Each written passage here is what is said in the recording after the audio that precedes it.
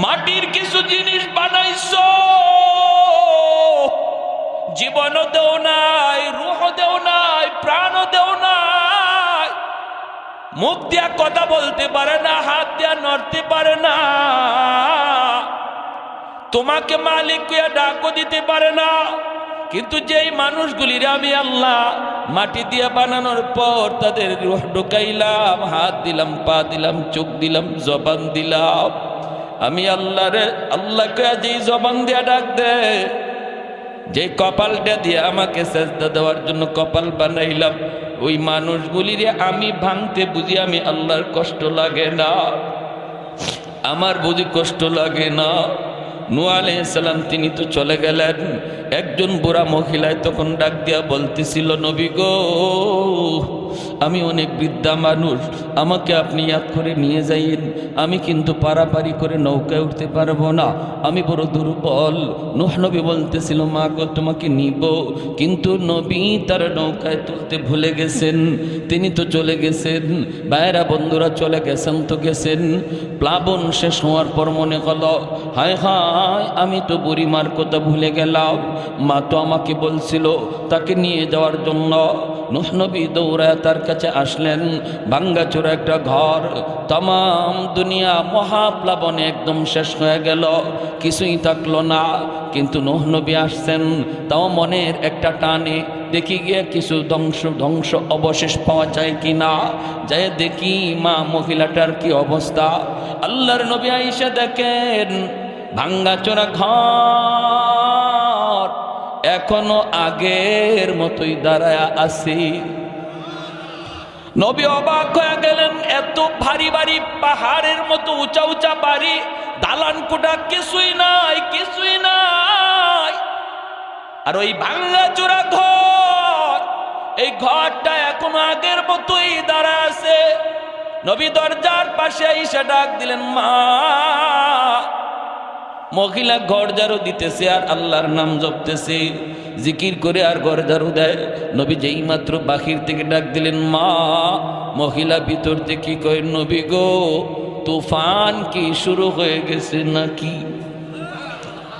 আল্লাহর নবী সেজদায় পড়ে কান্দে আর কয়, মালিক তোমার কুদরত বুঝা বড়দার, তাম দুনিয়া শেষ হয়ে গেল, অথচ তোমার বান্দি খবরই জানে না। ও মালিক তোমার কুদরত বুঝা বড় দায়, কিছু বুঝি না, একটু বুঝাইবানি, বুঝাইবানি। আল্লাহ পাক রব্বুল আলামিন কয়, নূহ রে, আমার বান্দি তোরে বলছিল নিয়ে যাওয়ার জন্য, তুমি ভুইলা গেছো। তোমরা তোমাদের উম্মত বলতে পারো, কিন্তু আমি আল্লাহ বান্দা বান্দি ভুলতে পারি না। তোমরা নবী হইয়া উম্মত ভুললেও আমি আল্লাহ হইয়া বান্দা বান্দি ভুলতে পারি না। তোমারে বলছো না নেওয়ার জন্য, তুমি ভুলে গেছো, কিন্তু আমি আল্লাহ তারে ভুলি না। এজন্য আমার ভাই মনে রাখবা, মায়ার নবী, দয়ার নবী বলতেছেন, উম্মতের দল, জাননি হাসরের মাঠে আমি শুধু কেন সুপারিশ করব? সব নবী তার ওই দোয়াটা আল্লাহর কাছ থেকে চায়া নিয়ে গেছে, সবাইকে আল্লাহ পাক এই দোয়াটা দুনিয়াতে কবুল করে আনিছে। কিন্তু ওয়া ইন্নিখতাবাতু দাওয়াতি শাফাআতান লি উম্মতি, কিন্তু আমি জীবনে কত মুসিবতের মধ্যে পড়ছি, কত বিপদের মধ্যে পড়ছি, এরপরও কোনোদিন এই দোয়াটা আমি আল্লাহর কাছে চাই নাই, এই দোয়া কখনো করি নাই। তায়েফের ময়দানে আমি নবীর উপর দিয়ে এত নির্যাতন, এত নিপীড়ন, পাগল পাগল কয়া কয়া এই যুবকগুলি, উশৃঙ্খল যুবকগুলি আমার পিঠে পাথর মারল, যেখানে পাথর মারছে সেখানে রক্ত ফিনকি দিয়ে বের হয়েছে। আল্লাহর নবী, রহমতের নবী, মায়ার নবী আম্মাদান আয়েশা সিদ্দিকা রাদিয়াল্লাহু তাআলা আনহা বলেন, নবীর দেহের ভিতরে এমন কোন পশমের গুঁড়া আমি পাই নাই যেই জায়গাটাতে এখনো পাথরের দাগ নাই। আমি বলছিলাম, নবী গো, আপনার কি কোনো শীতলা রোগ হয়েছিল নাকি? নবী কয়, না গো আয়েশা, এটা রোগ না, এই চিহ্নগুলি তায়েফের জমিনে পাথরের আঘাত। এরপরও নবী কয়, আমি আল্লাহর কাছে দোয়া করি নাই, ও মালিক,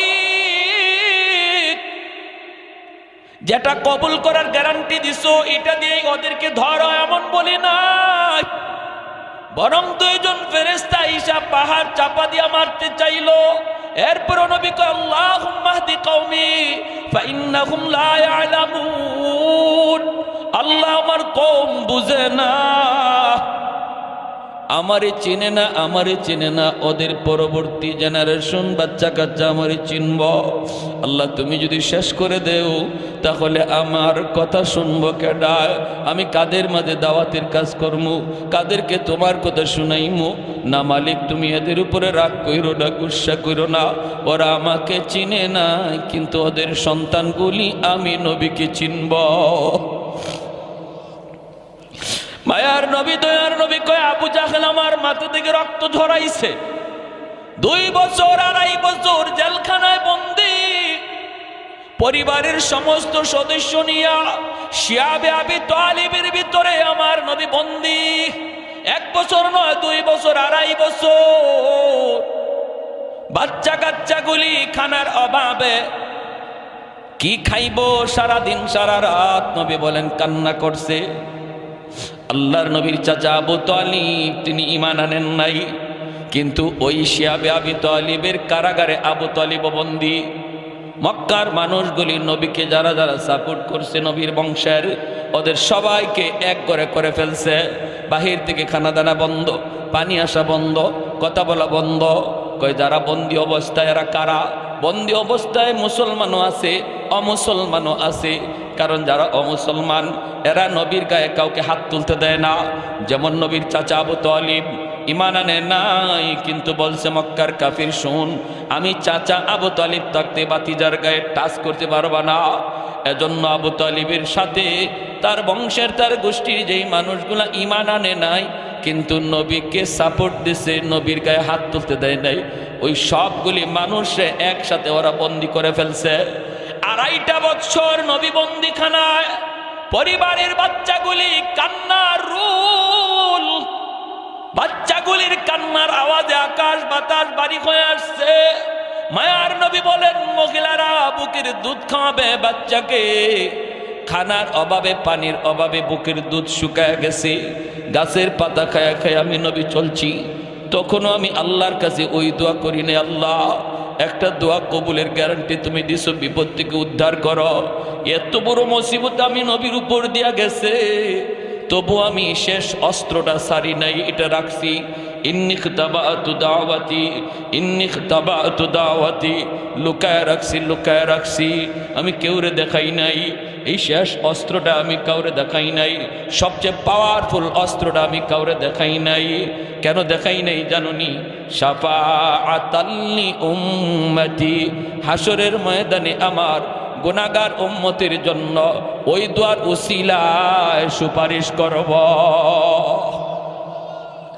আমার জাহান্নামী উম্মতের জন্য আমি সুপারিশ করব, বিপদগ্রস্ত উম্মতের জন্য আমি সুপারিশ করব। এজন্য আমি এই দোয়াটা সবসময় লুকায় রাখছি।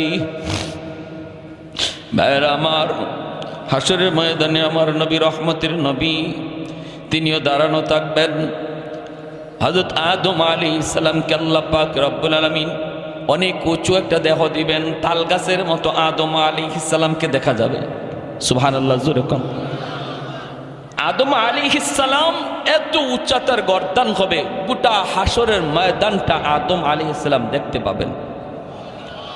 আল্লাহর নবী বলেন, হঠাৎ করে বাবা আদম আমাকে ডাক দিবেন, ইয়া আহমদ, ইয়া মুহাম্মদ।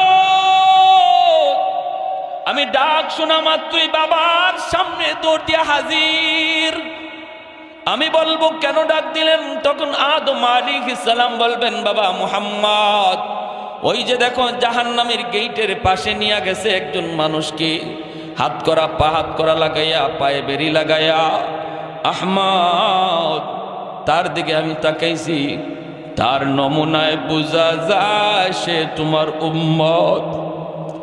একটু পরে জাহান্নামে ফালায় দিব, যাও। আমি বলতেছি তুমি তাড়াতাড়ি দৌড়ায় যাও, তারে যায়া বাঁচাও। আল্লাহর নবী, রহমতের নবী বললেন, বাবা কেমনে বুঝলেন? তিনি বললেন, গুররাম মিনাল আস, গুররাম মুহাজ্জালিনা মিন আসারিল উযু। আমি দেখতেছি তার ওযুর অঙ্গগুলি চমকাইতেছে। আমি দেখতেছি তার অজুগুলি অঙ্গগুলি চমকাইতেছে। হাসরের ময়দানে এই উম্মতের অজুর অঙ্গগুলি শুধু চমকাবে, আর কোন নবীর উম্মতের অঙ্গ চমকাবে না। এজন্যই চমকানো দেখলেই মানুষ বুঝে ফেলবে ইনি আখিরি নবীর উম্মত। আদম আলাইহিস সালাম বলবে যাও যাও। আল্লাহর নবী বলেন আমি সাথে সাথে কোমরের মধ্যে আমার গামছা দিয়ে একটা বান দিব জোরে দৌড় দেওয়ার জন্য। নবী বলেন আমি দৌড় দেওয়ার জন্য প্রস্তুতি নেব, এমন জোরে একটা দৌড় দিব ফেরেশতাদের সাথে আমি পারতেছি না, ওরা তো নিয়ে যাইতেছে। পিছন থেকে ডাকতেছি আর দৌড়াইতেছি, ফেরেশতারা থাম থাম থাম, আমার একটু দেখায় নাও। আমি দৌড়তেছি, দৌড় দিতে যাই আমি মাঝে মাঝে পইরা যাই, সেখান থেকে আবার উঠে আবার দৌড় দিই। ফেরেশতারা আমার কথায় তারা কান দেয় না। একজনকে আল্লাহর নির্দেশ, তারে তাড়াতাড়ি জাহান্নামে লয়ে যাইতাম, আল্লাহর কথার অমান্য করতে পারবো না। মায়ার নবী আবার পিছনে দৌড়াইতেছেন আর ডাকতেছেন, ফেরেশতারা ডাক শোনে না। এক পর্যায়ে আল্লাহর নবী নিরাশ হয়ে গেছেন, নবী বসে গেছেন, আর বুঝি বাঁচাইতে পারলাম না। আসমানের দিকে হাতটা উঠাই আল্লাহর নবী চোখের পানি জড়ায়, আল্লাহ তুমি না বলছিল হাসরের ময়দানে আমারে কান্দাইবা না, আমি যা চাইমু তুমি তা দিবা। আল্লাহ তোমার ফেরেশতারা আমার ডাক শুনে না, তোমার ফেরেশতারা আমার কথা শুনে না গো মালিক। আমি এত ডাকতেছি ওরা আমার ডাক শুনে না। আল্লাহ পাক ফেরেশতাদেরকে বলবে ইয়া মালাইকা, আল্লাহ তখন ডাক দিবে ফেরেশতারা থাম, পিছনে আমার বন্ধু দৌড়াইতেছে, একটু পিছনে তাকা, পিছনে হাবিবুল্লাহ আমি আল্লাহর বন্ধু। সাথে সাথে ফেরেশতারা থেমে যাবে। আল্লাহ নবী রহমতের নবী কাছে যাবেন, যায় বলবেন কি হয়েছে তার? কই নেকির পাল্লা হালকা, গুনার পাল্লা ভারী। আল্লাহর নবী বলবেন আবার আমার সামনে একটু দাড়ি পাল্লা ওজন দাও। ফেরেশতারা আবার যখন দাড়ি পাল্লা ওজন দিবে, নেকির পাল্লাটাতে মায়ার নবী তার কালেমার কাগজ নবী নিজের হাতে দিয়ে দিবে। এই কাগজের টুকরাটা রাখা মাত্রই নেকির পাল্লা ভারী হয়ে যাবে। कौनैन मुख्तार खुदा तुमको बनाया,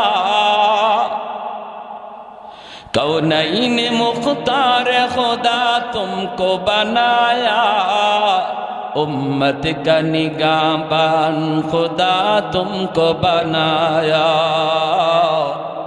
उम्मत का निगाहबान खुदा तुमको बनाया। मौला मेरा आका मेरा रहमत की नबी है, तजदार मदीना के तो माहे अरबी है, तजदार मदीना के तो बागे अरबी है। अशजार ने देते हैं नबूवत के शहादत, तशकीक कमर में है तो अंगुल की इशारात, तशकीक कमर में है तो अंगुल की इशारात। একটু জোরে সুরে বলেন আল্লাহু আকবার, আর একটু জোরে আল্লাহু আকবার। এ যুবক, ওই নবীরে বুঝি এখনো তুমি চিনলা না? এই নবীর তরিকা সাইরা, নবীর নমুনা সাইরা তুমি কার নমুনায় চলতেছো, কার নমুনায় নিজেরে বানাইতেছো? একটু বুঝি তুমি ভাবলা না, একটু বুঝি চিন্তা করলা না? তোমার নবীরে শুধু মানুষে চিনছে তা না, হায়ওয়ানাত চিনছে। যখন সুবহান, আমার নবী রহমতের নবী মাত্র দুনিয়া আসছেন, মক্কার পাশের এলাকা থেকে মহিলারা মক্কার উদ্দেশ্যে রওনা দিল, বাচ্চা পয়সার বিনিময়ে নিয়ে যাবে। তখনকার সময়ে সিস্টেম ছিল। অসুবিধা হইতেছে আপনাদের? মনোযোগ আছে কার কার? একটু হাত উঠে আল্লাহকে দেখান। আল্লাহ তুমি প্রতিটা হাতকে কবুল করো, জোরে বলি আমিন। যুবক মনোযোগ দিয়ে শোনো, নবীর কাহিনী শোনো, নবীর ঘটনাটা শোনো, দিলের ভিতরে একটু মহব্বত বসাও। হইছে তো আর কত, অনেক হইছে তো, এখনো সময়। চোখের সামনে দেখতেছো বয়স, তোমার বয়সের যুবক কবরে শুয়ে গেছে, লেখাপড়ার সাথে শুয়ে রয়েছে, খেলার সাথে কবরে শুয়ে রয়েছে, নিজের বন্ধুরে নিজেই কবরে রাখছো। অতএব এখনো সময়, এখনই সময়, আর অবহেলা করো না, অবহেলা আর করো না। কারণ তুমি ভাবতেছো বৃদ্ধ বয়সে আমি ঠিক আছে গুনাহ ছাড়বো, বৃদ্ধ বয়সে নামাজ ধরবো। কত যুবক আর জীবনে বৃদ্ধ বয়স পায় নাই, কবরে চলে গেছে। অতএব না, এই অবহালতে, যে হালতে আমরা এখন আছি, এই হালতে যদি মরণ হয়, উপায় নাই, উপায় নাই, বাঁচবার কোনো উপায় নাই। আমার নবী, রহমতের নবী, দুনিয়া মাত্র আসছেন। ওই অবস্থায় মক্কার পাশের এলাকা থেকে মহিলারা উট নিয়ে রওনা দিছে। নবীজির দুধমা হালিমা সাদিয়া রাদিয়াল্লাহু তাআলা আনহা, তিনিও বান্ধবীদের সাথে স্বামীরে লইয়া রওনা দিছেন। কিন্তু তার উটটা ছিল বড় দুর্বল, তাদের সাথে তাল মিলায় চলতে পারেন না।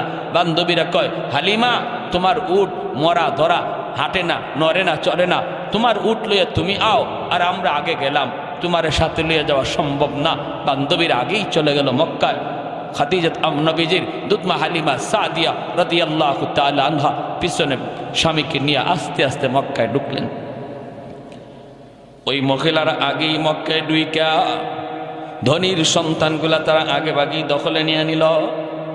আল্লাহর নবীর দরজার সামনে যায় যেই মাত্র নক করে, নবীজির আম্মা ভিতর থেকে বলেন, হ আমার সন্তান আছে, তোমরা নিবানি? ওই মহিলারা কয়, বাপ আসেনি, বাবা আসেনি। যখনই নবীর মা বলেন, না আমার মোহাম্মদ ইয়েতীম, আমার মোহাম্মদের বাবা নাই, জন্মের আগেই বাবা মারা গেছে। মহিলাগুলি কয়, না না, তাহলে নিমো না, পয়সা বেশি মিলবে না, বাপ নাই যার, এতিম পোলা, টাকা পাইমু কেমনে, না নেওয়া যাবে না, চলে গেছে। আল্লাহর নবীর মা আমেনা তিনি একদম নিরাশ হয়ে গেছেন। এতিম বিদায় বুঝি আমার ছেলেকে কেউ নিবে না। ওইদিকে নবীজির দুধমা হালিমা সাদিয়া রাদিয়াল্লাহু তাআলা আনহা, তিনি তো আসলেন, দরজার পাশে এসে নক করলেন। পিছন থেকে দরজার ভিতর থেকে নবীর মা চোখের পানি মুছেন আর কান্দেন, বলেন, আছে তো আমার সন্তান, কিন্তু কেউ তো নেয় না, কেউ তো নেয় না। হালিমা সাদিয়া বলে, কেন নেয় না? কয়, এতিম বাবা নাই, এজন্য কেউ নিতে চায় না। তুমি কি আমার সন্তানটারে নিবা নাকি? হালিমা সাদিয়া তখন বলেন, মা গো, দরজা খোলা, আর তোমার মানিকের চেহারা আমাকে এক নজর দেখাও। কপাল খুলে গেল হালিমা সাদিয়ার, ঠিক কিনা জোরে বলেন?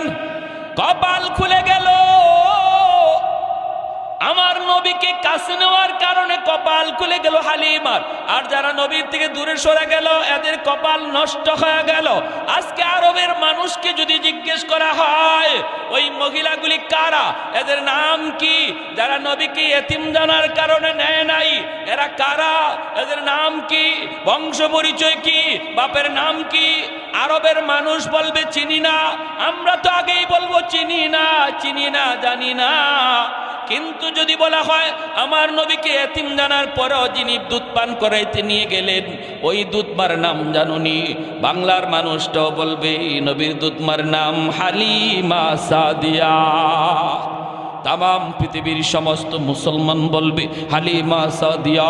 আল্লাহ নাম উজালা করে দিছে, বংশ উজালা করে দিছে, তাম দুনিয়াতে আল্লাহ শান বাড়ায় দিছে নবীকে কাছে নেওয়ার কারণে। আজ উম্মত মনে রাখো, কারে তুমি কাছে টানতেছো, কারে তুমি দূরে সরাই দিতেছো। আমার নবীর কাছে যেই আসছে তারই আল্লাহ দামি বানায় দিছে। উটের পিঠে নিয়ে উঠবেন নবীকে লইয়া। হালিমা সাদিয়ার স্বামী ডাক দিয়া কয়, হালিমা গো, কিছু পাইছনি? এরা তো আগেই ঢুকে গেছে, ওরা তো নিয়ে নিছে, তুমি কিছু পাইছনি? হালিমা সাদিয়া বলেন, স্বামী গো, কিছু না গো, কিছু না। চেহারা খানা একবার দেখো। চেহারায় কয়, আমরা সব পাইয়া গেছি। কারণ আমার নবীর চেহারা দেখা হালিমা সাদিয়া অবাক হয়ে বলতেছিলেন, আমেনা, কি সন্তান তুমি জন্ম দিছ, তোমার মানিকের মতো এত সুন্দর, এত সুন্দর আমি হালিমা জীবনে কোথাও দেখি নাই।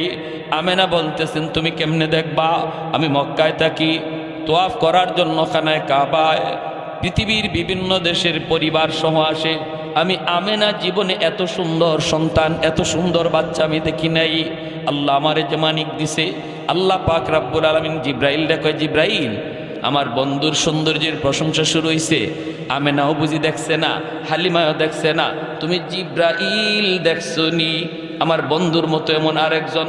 জিব্রাইল কয়, মালিক তোমার কসম, পৃথিবীর পূর্ব থেকে পশ্চিম, উত্তর থেকে দক্ষিণ সমস্ত কায়নাত আমি সফর করেছি, কিন্তু তোমার বন্ধুর নমুনায় দ্বিতীয় আর কাউকে দেখি না। এবার আল্লাহ বলতেছে, জিব্রাইল কেমনে দেখবা তোমরা? আমি আল্লাহ বলি কি, শোনো, আরে আমার বন্ধুর মতো আরেকজন এমন পৃথিবীতে আমি আগে বানাই নাই, ভবিষ্যতে বানাবো না। কারণ আমি খালিক, আমি মালিক। আমি যদি না বানাই তোমরা কেমন করে দেখবা? আমি তো বানাই নাই, তোমরা দেখবা কেমনে? দেখবা কেমনে? জন্যই নবীর সৌন্দর্যের ব্যাপারে হযরত হাসান রাদিয়াল্লাহু তাআলা আনহু কয়, নবী গো খুলিকতা মুবাররাআম মিন কুল্লি আইবিন কাআন্নাকা খুলিকতা কামা তাশাউ। ওগো নবী, আপনার দিকে তাকাইলে মনে হয় আল্লাহ আপনাকে যখন বানায় তখন আল্লাহ সর্বদা আপনারে জিগায়া জিগায়া আপনার পরামর্শ নিয়া নিয়া আপনারে বানাইছে। আপনার নাক বানাইবার আগে যেন আল্লাহ আপনারে জিগাইছে, বন্ধু নাকটাও কেমনে বানাইলে তুমি খুশি একটু কও, তোমার কপালটা কেমনে বানাইলে তুমি খুশি কও, বন্ধু তোমার চোখটা কেমনে বানাইলে তুমি খুশি কও। ওগো নবী, আপনার নাক মুখ চোখের দিকে তাকাইলে মনে হয় আপনি যেভাবে আল্লাহরে কইছেন আল্লাহ ওইভাবে আপনারে বানাইছে। সুবহানাল্লাহ, সুবহানাল্লাহ। আমাদেরকে যদি আল্লাহ এরকম কইতো, ও বা আব্দুল্লাহ হোসেন তোমার চোখটা কেমনে বানাবো, আমরা কি কইতাম? মালিক পৃথিবীর শ্রেষ্ঠ চোখ যেন আমার চোখ হয়। কেরম? বলে হরিণীর মতো ডাগর ডাগর চোখ। কইবো না? তা আল্লাহ যখন আমারে অপশন দিয়ে দিছে, তুমি যেভাবে কইবা এইভাবে বানাবো, বলো তো তোমার চোখ কেমন চাই? আমি কইতাম, আল্লাহ পৃথিবীর শ্রেষ্ঠ চোখ চাই, পৃথিবীর শ্রেষ্ঠ নাক চাই, পৃথিবীর শ্রেষ্ঠ চেহারা চাই। আল্লাহর নবীর সাহাবী কয়, নবী গো আপনার দিকে তাকাইলে এমনই মনে হয় আল্লাহরে আপনি যেভাবে কইছেন আল্লাহ এইভাবে আপনারে বানাইছে। সুবহান। হালিমা সাদিয়ার স্বামী বলতেছে, হালিমা কিছু পাইছো? না গো স্বামী, চেহারা দেখো, চেহারা দেখলে মনে হয় সব পাওয়া গেছি।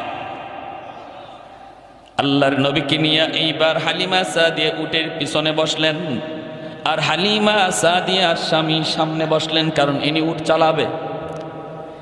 খাসাইসুল কুবরা নামক কিতাবের ভিতরে লিখেন, যেই মাত্র আল্লাহর নবীকে নিয়ে তিনি পিছনে বসছেন আর স্বামী সামনে বসছেন, এরপরে স্বামী বলতেছে, উট চল বাড়িতে যাব। কিন্তু উট নড়ে না, চড়ে না, বসতে বসা থেকে উঠে না। যতই পিটায় উট নড়েও না, চড়েও না, হাঁটেও না, উঠেও না। আবার পিটুনি দেয়, উট নড়ে না, চড়ে না। এইবার উট বলতেছে, মালিক দয়া করে অল্প সময়ের জন্য আমি উটের জবানটা খুলে দাও। আল্লাহ তুমি আমাকে জবান দেও নাই, জবান দিছো মানুষরে, এজন্য আমি তোমার উপরে নারাজ না, নারাজ না, নারাজ না।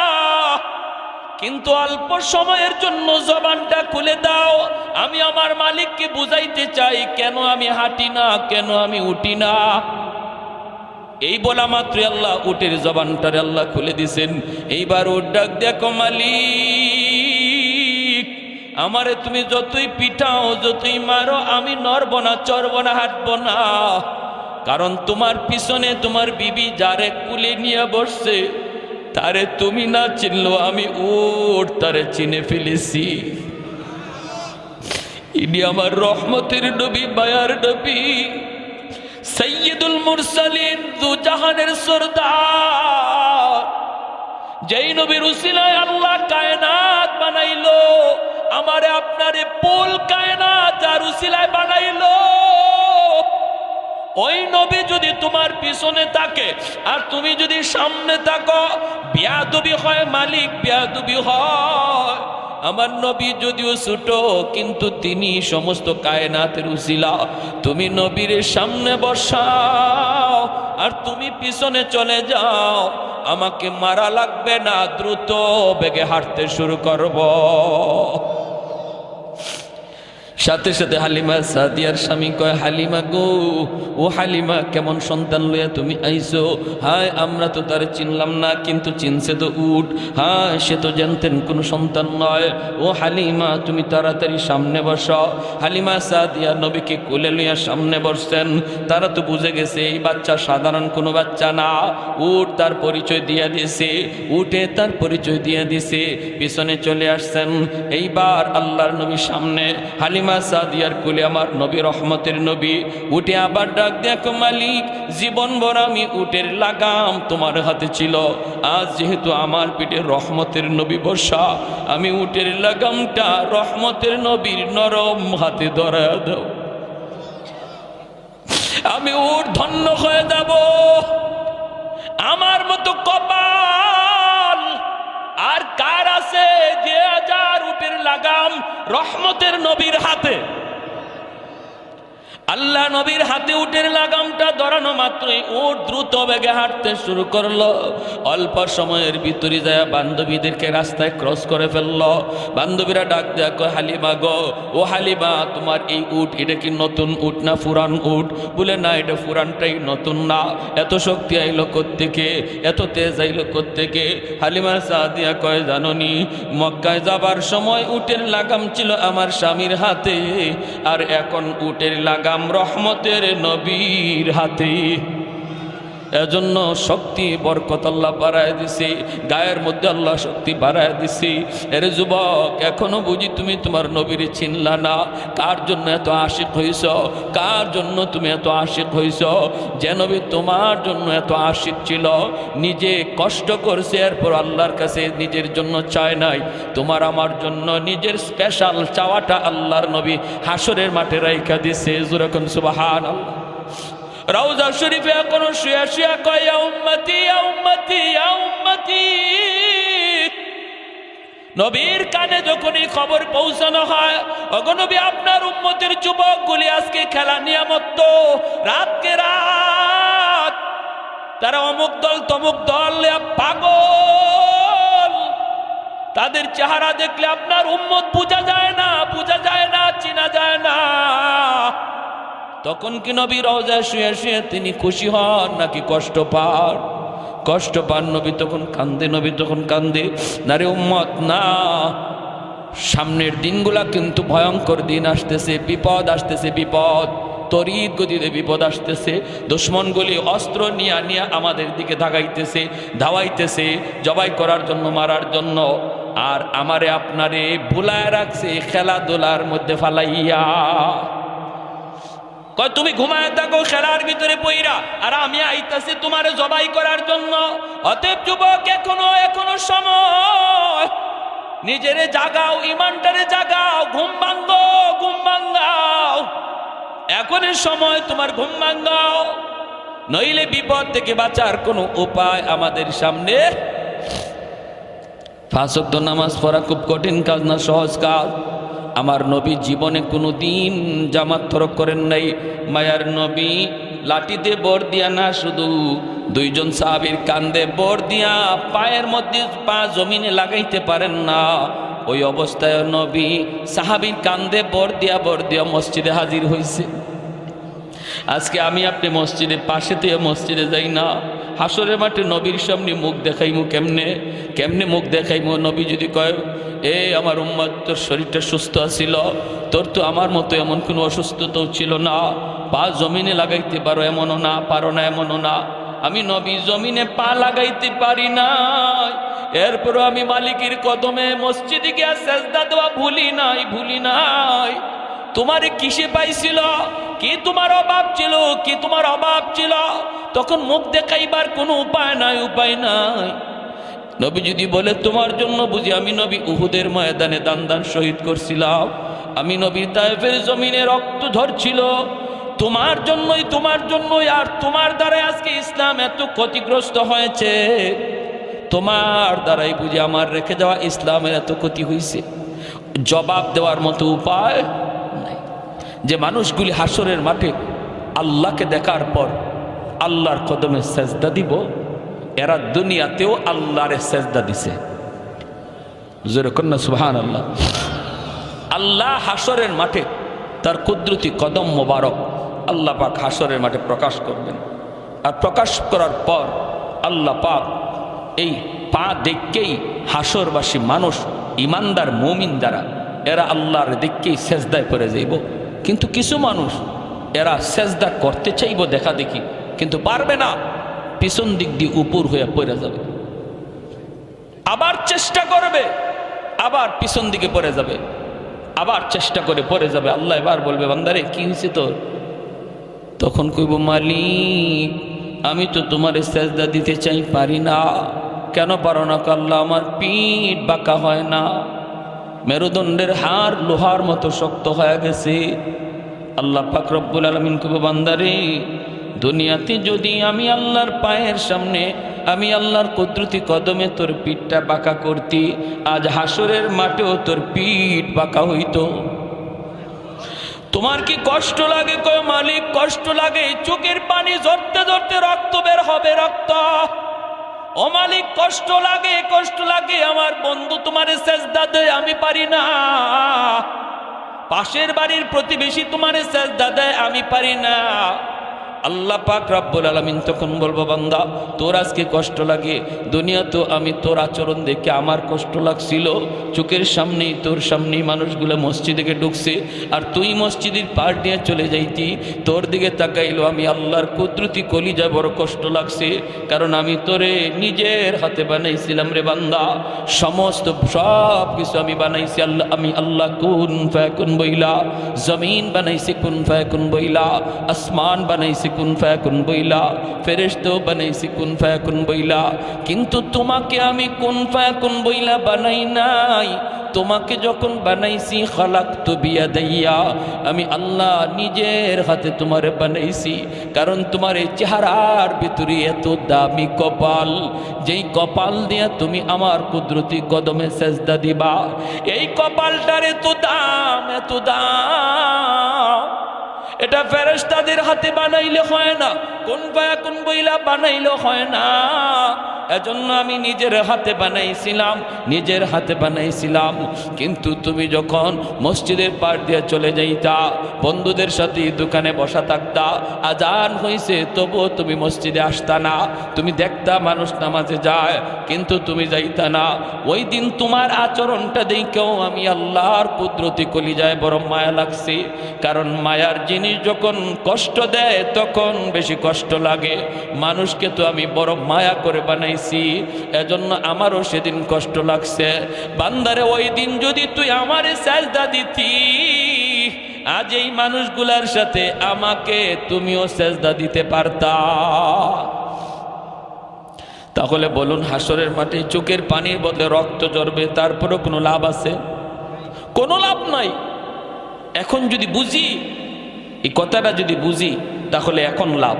আর এখন না বুঝা হাসরের মাঠে চোখের পানি ফালাইতে ফালাইতে রক্ত বের হবে, এরপরও বিন্দু পরিমাণ লাভ নাই। আল্লাহ বলবেন, খুযুহু ফাগুল্লুহু সুম্মাল জাহিমা সাল্লুহু, ওরে 70 গজ জিঞ্জির দিয়া বাঁধো। জাহান্নামের ফেরেশতাকে আল্লাহ বলবেন, 70 গজ জিঞ্জির দিয়া বাঁধো, তারপরে জাহান্নামে নিক্ষেপ করো, জাহান্নামে নিক্ষেপ করো। সেদিন আল্লাহ এতটাই নারাজ থাকবেন। প্যারে হাদিরিন, এজন্য এখনই তওবা করার সময়, আল্লাহ যা করছি ভুল করছি, মালিক আর ভুল করবো না, আর ভুল করবো না, এই কথা বলে আল্লাহর কাছে কান্দাকাটি করা, আর মসজিদে ঠিক মতো নামাজটা আদায় করা। আর যুবক, তোমার হাতে ধরে পায়ে ধরে বলি, তোমার হাতে ধরে পায়ে ধরে বলি, আমোদ ফুর্তি বিনোদন করবা, ইসলামে অনুমতি আছে। কিন্তু যেটা নাজায়েজ, যেটা হারাম, এই বিনোদন করা যাবে না, এর ধারে কাছেও যাবে না। যেই বিনোদনে আল্লাহ নারাজ হয়, এর ধারে কাছেও যাওয়া যাবে না। আল্লাহকে আপন ভাবো, আল্লাহকে আপন ভাবো। হ্যাঁ, ভুলবশত যদি একটা ভুল হয়ে যায়, সাথে সাথে অনুতপ্ত হও, আল্লাহর কাছে লজ্জিত হও, আল্লাহ আমি একটা অন্যায় করে ফেলছি, আল্লাহ এটা আমার করা ঠিক ছিল না, আল্লাহ তুমি মাফ করো। তাহলে আল্লাহ খুশি হয়ে যাবে। তোমাকে মসজিদে পাওয়া যায় না কেন? তোমাকে মুরব্বীদের শ্রদ্ধা করতে দেখা যায় না কেন? তোমাকে বাপ মার সেবা করতে পাওয়া যায় না কেন? তুমি যদি এই কাজগুলো সহিভাবে আদায় করো আর আল্লাহকে মাইনা চলো, তখন তো আল্লাহ তোমার উপর রাজি হইয়া এই যৌবন কালের বয়সটাকে আল্লাহ ওলির খাতায় নাম লিখাই দেবে। কারণ এই জমিনে যত আল্লাহর ওলি হয়েছেন সবাই যৌবনে আল্লাহর ওলি হয়েছেন, আর যৌবন কালটা হলো আল্লাহর ওলি হওয়ার বয়স। যৌবন কালটা আল্লাহর ওলি হওয়ার বয়স। কারণ বুড়া মানুষ, বৃদ্ধ মানুষ চাইলেই একটা গুনাহ করতে পারবে না, কারণ তার গায়ে শক্তি নাই। বৃদ্ধ মানুষ চাইলেই একটা অন্যায় কাজ করতে পারবে না, শক্তি নাই। একজন বৃদ্ধ মানুষ যদি বলে আমি ডাব গাছে ডাব চুরি করি না, আর একজন যুবক যদি বলে আমিও ডাব চুরি করি না, দুইজন সমান না বেশ কম আছে? বৃদ্ধ মানুষটারে যদি বলা হয় চাচা আপনি ডাব চুরি করেন না, এটা তো ভালো কথা, ডাব গাছে উঠতে পারেননি, খবর না ডাব গাছে তো উঠতেই পারি না। তো আপনি ডাব গাছে উঠতেই পারেন না, ডাব চুরি করেন না, ভালো কথা। যুবককে জিজ্ঞেস করলো তুমি যে ডাব চুরি করো না, ডাব গাছে উঠতে পারো? কয় না, শুধু উঠতে পারি না, ডাব গাছে বইসা ডাব খাইতেও পারি। ঠিক না? গাছে বইয়া ডাব খাইতেও পারে। তাহলে দুইজনের না করাটা এটা কি সমান না বেশ কম হইল? বেশ কম। এজন্যই নবী বলেছেন লা ওয়ারআ কাল কাফি, যার ক্ষমতা আছে গুনাহ করার, যার ক্ষমতা আছে অন্যায় করার, যার সুযোগ আছে রাতের অন্ধকারে চুরি করার, আরেকজনে হাঁস চুরি করার, একজনে ছাগল মুরগি চুরি করার, একজনে ডাব চুরি করার, জিনা করার, বেবিচার করার, গানের আসরে যাওয়ার, যাত্রার প্যান্ডেলে যাওয়ার, বন্ধুদের সাথে যার সুযোগ রয়েছে, এরপরেও যেই যুবক আল্লাহর ভয়ে যায় না, আল্লাহর ভয়ে যায় না, যৌবনকে কন্ট্রোল করে রাখে না, আমি পাগলামি করব না, যৌবন আল্লাহ আমারে পাগলামির জন্য দেয় নাই। বন্ধুদের সাথে যার যাত্রার আসরে যাওয়ার সুযোগ ছিল এরপরও যায় না আল্লাহর ভয়ে, নবী বলেন লিখে রাখো সেই তোমাদের ভিতরে আল্লাহর ওলি হয়ে গেছে, সে আল্লাহর ওলি হয়ে গেছে। এজন্য যুবক এই বয়সটা হলো ওলি হওয়ার বয়স। একটু নিজের কন্ট্রোল করো। যৌবন এটা ছুটবেই, একদিকে না একদিকে ছুটবেই, পাগলা ঘোড়ার মতো। এটার নিয়ন্ত্রণ তুমি করো, ড্রাইভ করো তুমি, যে না আমার এই চলন্ত গাড়িকে আমি রং সাইডে দৌড়াবো না, সঠিক লাইনে দৌড়াবো। দাওয়াতে তাবলীগওয়ালাদের সাথে সময় দাও, উলামায়ে কেরামের সাথে সময় দাও, মাদ্রাসার ছাত্রদের সাথে সময় দাও। যে ছেলেটা নামাজ পড়ে না, নেশা করে, গাঞ্জা খায়, ইয়াবা খায়, আল্লাহর দোহাই ওর থেকে দূরে সরে যাও, ওর থেকে দূরে সরে যাও। তুমি ভালো করে সন্তান, খারাপ হয়ে যাবা। তোমার বাবা ভালো, তোমার মা ভালো, তোমার বংশ ভালো, কিন্তু সঙ্গ করে তুমি খারাপ হয়ে যাবা। তুমি সঙ্গ ছেড়ে দাও, ভালোদের সঙ্গ ধরো, নামাজি একটা মানুষের সাথে চলো, দেখবা আল্লাহ তোমাকে নামাজি হিসেবে কবুল করবে, আর যৌবনকালে তোমার নাম ওলির তালিকায় লেখা হয়ে যাবে। আল্লাহ আমাদের সবাইকে এই অল্প কথাগুলোর উপর আমল করার তৌফিক দান করুন। সবাই বলি আমিন। اللهم صل على محمد وعلى آل محمد كما صليت على إبراهيم وعلى آل إبراهيم إنك حميد مجيد اللهم بارك على محمد وعلى آل